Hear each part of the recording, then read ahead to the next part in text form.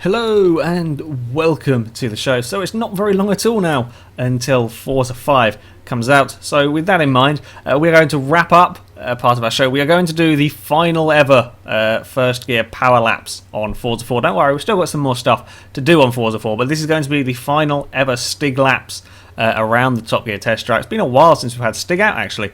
So what we're going to do is try and see if any car can beat the Hennessey Venom. The Hennessey Venom currently has the record at a 1 minute 11.0. So we are going to see if any road car can beat the Venom. It's a pretty tall order. The Venom is monstrously fast. I will also point out that we don't have the Veyron SS as it don't have VIP.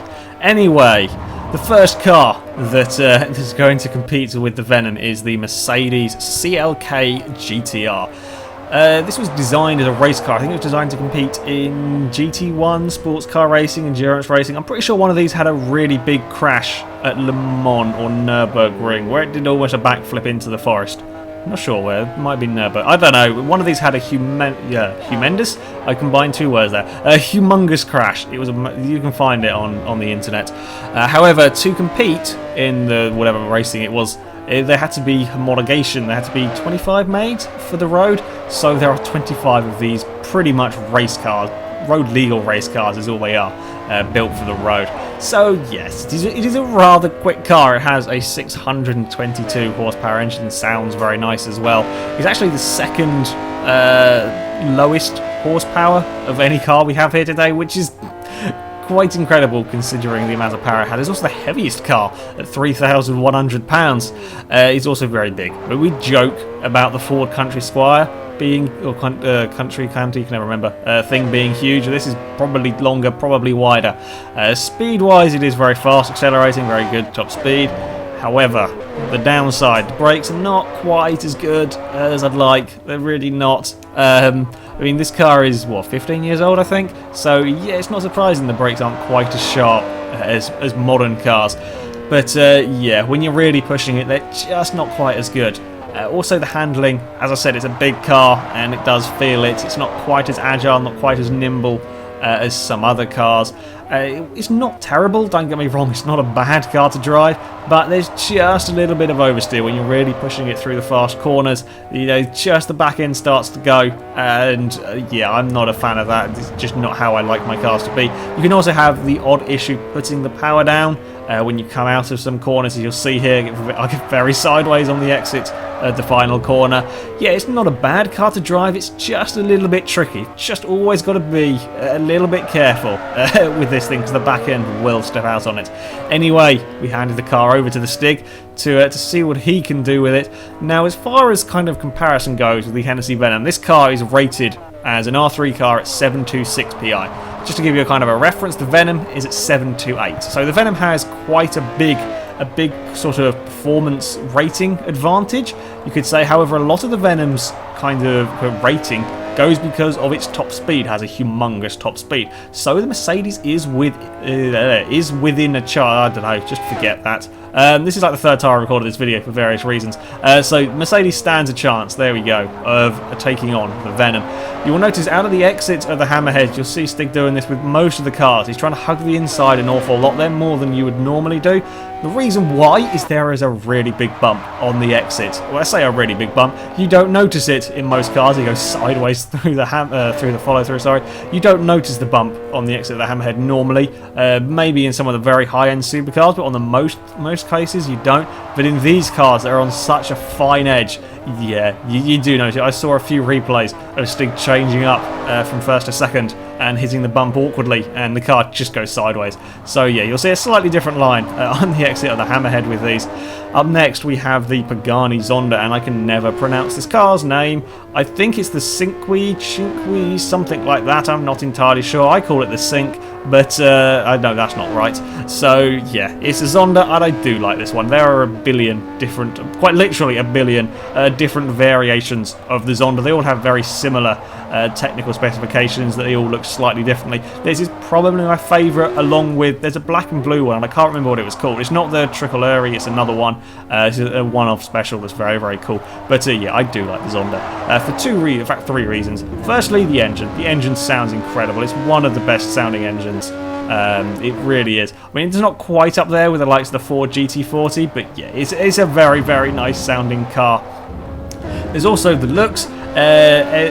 Everybody notices this car. It stands out among supercars because it's just different. It's just crazy, and the 10-year-old part of you will want to own this car because, yeah, it just looks different, and I like that. I like a car that looks a little bit different and looks a little bit crazy. I'm not a fan of the wing mirrors, never have been. I don't like them being out on stalks. It kind of looks a little bit like bug eyes, but apart from that, it is an incredibly good-looking car. The other thing, the handling is really very, very good. This car doesn't quite have the speed of the Mercedes. Don't get me wrong, it is a damn fast car, all of these vehicles are, but this doesn't quite have the acceleration, doesn't quite have the top speed of the Mercedes. However, through the corners, it is really very good. It surprised me just how much grip there is. And this is a, what's near enough 680 horsepower mental Italian supercar, yet it has so much grip. It's very rare you get oversteer. I mean, sure, you can clatter a curb a bit on the inside, you might get oversteer. You know, you get very greedy on the throttle, or you mess about with the handbrake. Yes, sure, you'll get it sliding, but on the most part, you don't have a problem.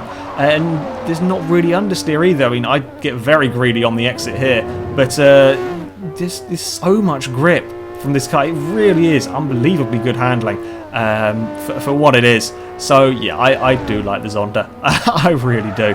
So it's over to the Stig. Now this car has, I think it's 1 PI lower than the Mercedes. So again, it's in the same sort of boat as the Merc. You know, it's not rated at it's sort of 50 off the Venom. However, because it has such good handling, it might stand a chance. It actually gets a little bit sideways, almost. It was thinking about it on the exit of the first corner up to Chicago, and of course, everything is all very neat and tidy. These laps are not going to, there's a spit of fire there from the Zonda. These laps are not going to be the most flamboyant, the most exciting laps of a racetrack ever, because Stig's trying to get as much speed out of these cars as is humanly possible. As we go around the Hammerhead, again, you see him taking the very tight line there, trying to stop the cars from sliding. It's so easily done. We go up towards the follow-through. You can carry a lot of speed through here. It's the second part through the tyre walls. The Zonda is actually one of the, I think it was the fastest car actually through the tyre wall. That's how much downforce and how much grip this car has, even though it's got nowhere near the highest top speed or the fastest acceleration. Then it is around the final couple of corners. A little bit of understeer on the exit of the final corner, and the Zonda is across the line, and there's more fire. There was much fire coming out of the back of that car. Up next, it is the Gumpered Apollo, and this is a real serious contender for the Hennessey Venom. It has the straight line speed, the acceleration of the Merc with the brakes of the Zonda, which means that this car should be mighty fast. There are, however, a couple of downsides. Well, okay, it's not a good looking car, it is rather ugly. I do like how, if you look at it from certain angles, it looks like it looks like it has eyebrows. It's kind of a little bit amusing. But you know, it's not a particularly good looking car, but it's not designed to be. It's designed to be efficient. It's designed to be as fast around a track as can be. And it is a fast car. Now, I remember reading somewhere about this car, they reckoned if you could get it, I don't know, 170, 160 or something like that, it had so much downforce you could drive it upside down in a tunnel. Never been tested, but apparently it can. So this thing supposedly has huge amounts of downforce. However, it doesn't handle very well. It has an awful lot of understeer. At low speeds, it's actually pretty good. Normally, cars that rely so heavily on downforce are terrible at low speeds. Things like the Caparo T1 that have huge amounts of downforce just can't deal with low speed corners because they're not going quick enough to generate the downforce. In this, it's almost the opposite, as I go very wide, incredibly wide, hit the first corner here, and again I'll go wide at the second corner. I don't quite know how it works. This car should have great handling through the high-speed corners, but it doesn't. It's not as good as the Zonda. It really isn't. It surprised me. I mean, I was expecting this car to be phenomenal through the high-speed corners with the amount of downforce this thing has or should have. But no, it's just got that understeer. Now, as I've said before, I like a car that's planted. I like a car. I'd rather have a car that's understeering than a car that's oversteering. Just the way I drive cars. And for me to be saying this car has too much understeer for me probably means that for you lot, it's going to have far too much. Much prefer the Zonda. However, this car is incredibly fast accelerating and is still going to be mighty quick. It would just be faster if it didn't have that understeer. It's such a shame that there is that understeer. Either way, it is over to the Stig. Now, the paint job you saw on the car which I was driving was made for me, it was gifted to me ages ago, and I can't remember who made it, I'm sorry. It was a long time ago I got sent that paint job, and I hadn't had a use for it, so it sat in my garage. However, when I went to drive the car for that bit of film, I had to use it. It's such a cool paint job, so thank you to whoever painted it. However, Stig is using a plain white one. As we go into Chicago, he runs very wide. Now, that's not intentional. He just outbraked himself a little bit. However, by doing that, you could actually sort of straighten up the exit of the corner, get the power down a little bit earlier, so he didn't really lose too much time. It's probably a tenth, maybe, of a second lost there. Now, when we come to do these power laps, we give Stig 15 minutes with each car to set the fastest lap possible. The reason why we limit it to this time is otherwise Stig would sit in the cars forever. We'd never get him out of it because it just keep going and going and get faster and faster.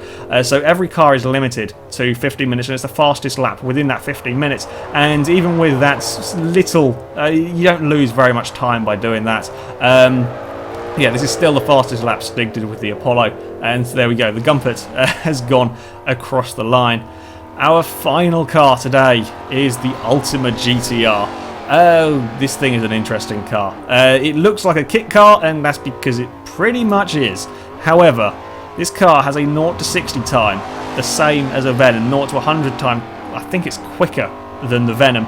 Despite the fact it only has 565 horsepower, it has half the horsepower of the Hennessey Venom, yet it is quicker to 100. Sure, it hasn't quite got the same top speed, but dear God, this thing can shift, and that's because it weighs nothing, pretty much. It weighs near enough the same as a Lotus Exige, about 2,100 pounds. It's really very, very light. I'm not entirely sure what engine's in this car. As it's a kit car, people all use different sorts of engines in this thing. I think the one that manufacturers recommend is a Corvette V8 or a Chevy V8. I don't know. I'm not entirely sure.